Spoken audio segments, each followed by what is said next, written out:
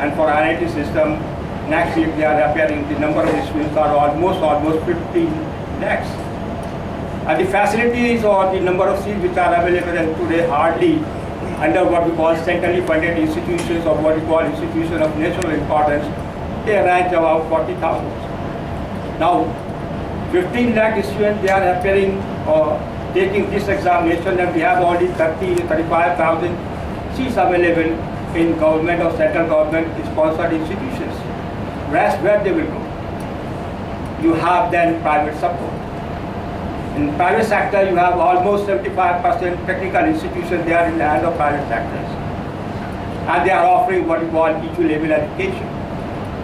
So we have a challenging task. We have a very difficult task how to manage the cutting or how to create infrastructure or education infrastructure which will cater the need of almost 15 lakh people. Now this means it needs heavy investment. Now institution cannot be built in a day. For example, this university which has recognized its name and fame during the last couple of years only. And the environment, the infrastructure is created by the administration, by UP government. I don't have word to express my happiness. So in order to determine that an institution is being declared or achieve the status of what we call first-class institution, there are a couple of factors which are very essential to be decided. First, of course, the infrastructure. Physical infrastructure is one, which is an essential component. You have classroom, you have laboratory, you have a computer center, you have communication network, which is of course one of the parameters which is necessary. The second factor that determines what we call the institution, as the premium institution, is human resource. Now this consists of three factors: faculty, qualified, committed, research-oriented faculty. Second, the students. Of course, once you are admitting a student, the student should belong to what you call meritorious grade, high grade students. And third, of course, non-teaching staff or supporting staff. Another point which is equally important is curriculum. As of today, you have more than 2,300 degree level institutions, technical institutions in the country. If you take, for example, BTech electrical engineering, all are following the same curriculum, but you want to make that your students should have a different age, should be different, and then you have to modify your curriculum in such a way that along with the course content or the quality of content, you should have some value addition program in the program as well. Next, of course, the important curriculum. After this, you budget of funding pattern that is required. The autonomy, not only financial autonomy, administrative autonomy, but more academic autonomy. Of course, the governing council and so on and so forth. Now, if you compare Indian education system versus the US or USA education system, because my recent visit as a member of a delegation, I visited MIT, I visited Stanford University, Trinity University, I visited Columbia University as a part of delegation we have visited. For example, if you compare MIT program with respect to IIT Delhi. MIT program, they are offering BTech program or undergraduate program with 140 cadets only. In Delhi or Delhi, IIT Delhi or all IITs, you can say they are offering 200 cadet programs.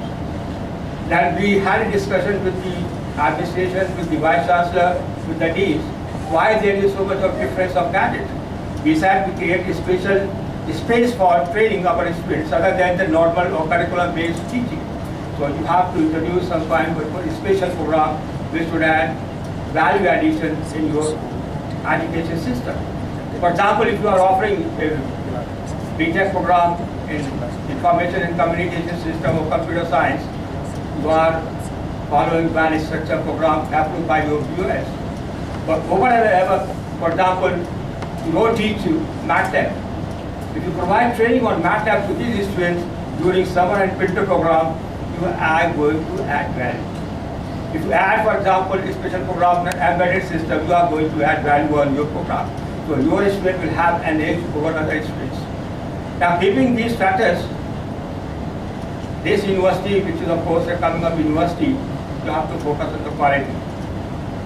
And the quality that is being determined by three components. The excellence of institution, or what you call the premium institution characteristic, or the technical features that we decide is being determined on the basis of three important factors other than infrastructure. The quality, faculty quality. Your faculty should be research oriented right from the very beginning. Appoint your faculty which has a bent on R&D activities. Second, of course, the high-grade students, motivated students. And lastly, and more that the students as well as your faculty both should produce research publication in rapid journal as quickly as possible. For that, we have to create the special funding pattern. Because research cannot be carried out by simply human minds. It needs investment. And when we had a discussion with MIT professors and Vice Chancellor, they said that they are investing heavily on R&D activities. Our EG programs are much better as compared to US university programs. But we have lacking, or we have a shortfall, we have a gap only managing our PG and research-based education system. We are not funding our PG program, we are not funding as required and for research programs as well. So we need research lab, we need some of the centers where research could be carried out effectively, efficiently, so that we can compete with the rest of the other institutions. We have to make your teaching and learning process more effective. You have to introduce best practices which are applicable in these institutions. Our governing council should have people from industry, from administration, from leading institutions of the country. And lastly, and the important point is, this is an university which has recently going to organize a seminar on environment communication, the buildings in the processes. As you know, IT or ICT has almost 17% share in your GDP growth. There is a trust area which is coming up. That is because of integration of a couple of new technologies of filter areas. Application of ICT in managing healthcare system. This is another area which is developing at a fast pace. For example, according to NASCOM report, they said that IT industry has a domain of $50 billion. But the new area which is coming up, that is called mobile healthcare system, where you have to integrate the application of ICT, is $60 billion.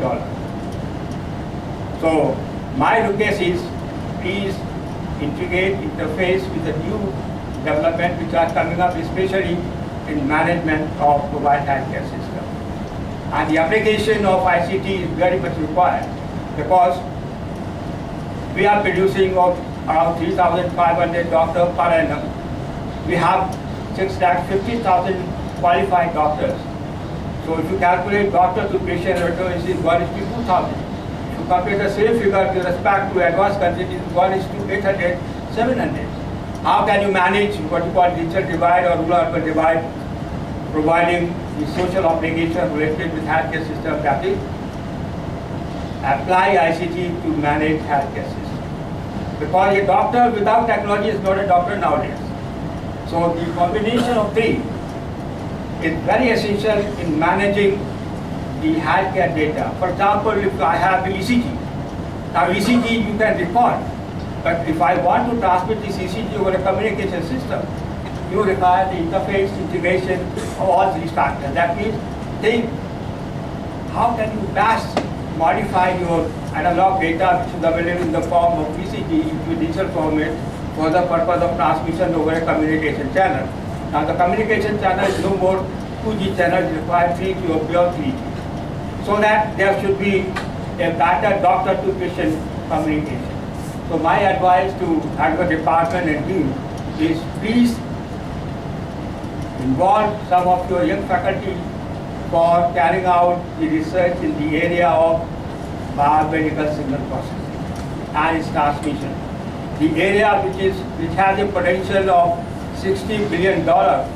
If you get your faculty, your research scholar, capture this market for the betterment of the country, for the betterment of the human being. My request is, please design a new education model for the upcoming market.